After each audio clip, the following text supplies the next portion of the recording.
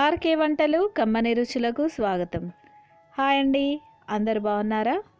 ఈరోజు మన వంటింట్లో చేసుకోబోయే రెసిపీ మటన్ పాయ. అదేనండి, కాళ్ళ కూర. మేక కాళ్ళ కూరని మసాలాలు లేకుండా చాలా రుచిగా ఎలా వండుకోవాలో ఈరోజు మన వంటింట్లో నేర్చుకుందాం.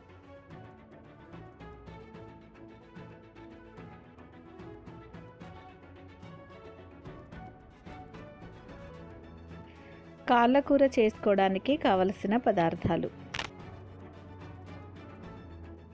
మటన్ పాయ చేసుకోవడానికి ముందుగా మార్కెట్ నుండి మేక కాళ్ళను తీసుకొచ్చి కాల్చి పసుపు పెట్టి శుభ్రంగా కడిగి ఇలా ముక్కలు చేసుకొని ఒక గిన్నెలో వేసి ముక్కలు మునిగేంత వరకు నీళ్లు వేసుకోవాలి. సుమారు 3 లీటర్ల నీళ్లు వేసుకొని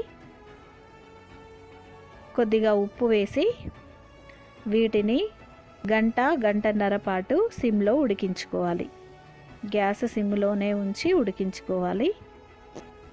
ఇక్కడ నేను కుక్కర్లో ఉడికించుకోవట్లేదండి, ఒక గంజులోనే ఇలా కాళ్ళని సుమారు 1.5-2 గంటల పాటు ఉడికించుకుంటున్నాను. ఇలా 1.5 గంటల తర్వాత 75% ఉడికిపోయింది. ఇప్పుడు దీన్ని పక్కన పెట్టుకోవాలి. మేక కాళ్ళు ఉడికించిన తర్వాత వచ్చిన ఈ రసాన్ని కొద్దిగా మిరియాల పొడి వేసుకొని ఉప్పు వేసుకొని ఇలా కూడా తాగితే ఎముకలకి చాలా మంచిది అని పెద్దవాళ్ళు అంటూ ఉంటారు. అలా తాగుతూ ఉంటారు కూడా. ఇలా రెడీ అయిన మేక కాళ్ళని వండుకోవడం ఇప్పుడు చూద్దాం. ఒక వెడల్పాటి గిన్నెని స్టవ్ పై పెట్టుకొని ఇందులో 2 టేబుల్ స్పూన్ల నూనె వేసి వేడి చేసుకోవాలి. నూనె వేడయ్యాక 2 పెద్ద ఉల్లిపాయల్ని సన్నగా తరిగి నూనెలో వేసి వేయించుకోవాలి. ఉల్లిపాయ ముక్కలు కొద్దిగా మగ్గిన తర్వాత ఇందులో ముందుగా తరిగి పెట్టిన ఒక గుప్పెడు మెంతి ఆకుల్ని వేసి వేయించుకోవాలి. మెంతి అనేది సీజన్ను బట్టి దొరుకుతుంది కాబట్టి నేను వేసుకున్నాను. మీ దగ్గర లేకపోతే స్కిప్ చేయండి. ఉంటే తప్పకుండా కొద్దిగా మెంతి వేసుకోండి, చాలా టేస్టీగా ఉంటుంది.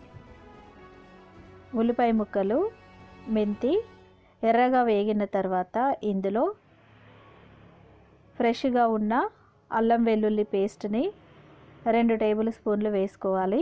ఇందులోనే ఒక 2 టీ స్పూన్ల పసుపు వేసి 1 నిమిషం పాటు నూనెలో వేయించుకోవాలి. గ్యాస్ సిమ్లో ఉంచి అల్లం వెల్లుల్లి పేస్ట్ని 1 నిమిషం పాటు నూనెలో ఇలా వేయించిన తర్వాత 4 పండిన టమాటాలు తీసుకొని సన్నగా ముక్కలు చేసి నూనెలో వేసి 1 నిమిషం పాటు కలుపుకొని దీనిలో కొద్దిగా ఉప్పు వేసి కలుపుకొని మూత పెట్టి టమాటాలు మగ్గే వరకు ఉడికించుకోవాలి. మనం వేసిన టమాటాలు మెత్తగా అయ్యేంత వరకు ఉడికించుకోవాలి.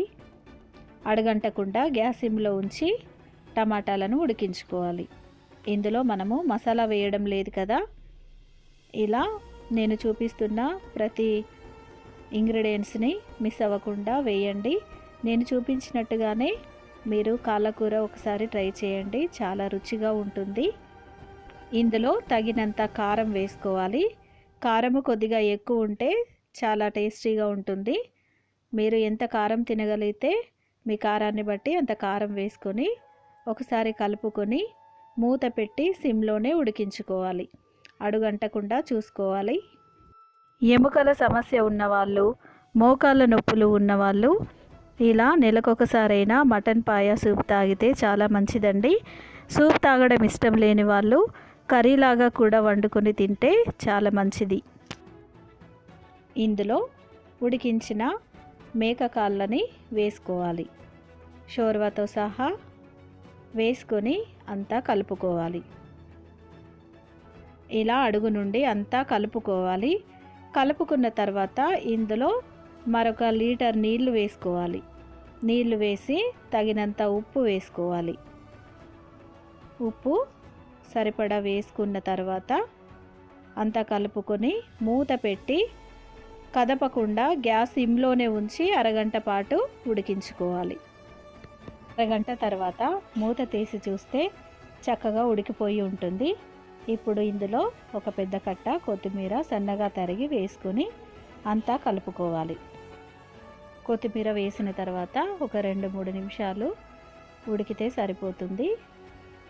ఇది పల్చగానే ఉంటుందండి, ఎందుకంటే కాళ్ళ షోర్వా అంటారు కదా, పల్చగా ఉంటేనే చాలా రుచిగా ఉంటుంది. చిక్కగా ఉంటే అస్సలు బాగోదు. ఇది చల్లగైతే గట్టి పడిపోతుంది. కాబట్టి తిన్నప్పుడు వేడి చేసుకొని తింటే చాలా బాగుంటుంది. ఇలా మూత పెట్టి 2-3 నిమిషాలు ఉడికిన తర్వాత స్టవ్ ఆఫ్ చేసుకొని సర్వింగ్ బౌల్లోకి తీసుకోవడమే. చాలా రుచిగా కాళ్ళ కూర మనకు రెడీ అయిపోయిందండి. ఈ మటన్ పాయ చాలా టేస్టీగా ఉంటుంది. మీరు తప్పకుండా ట్రై చేయండి.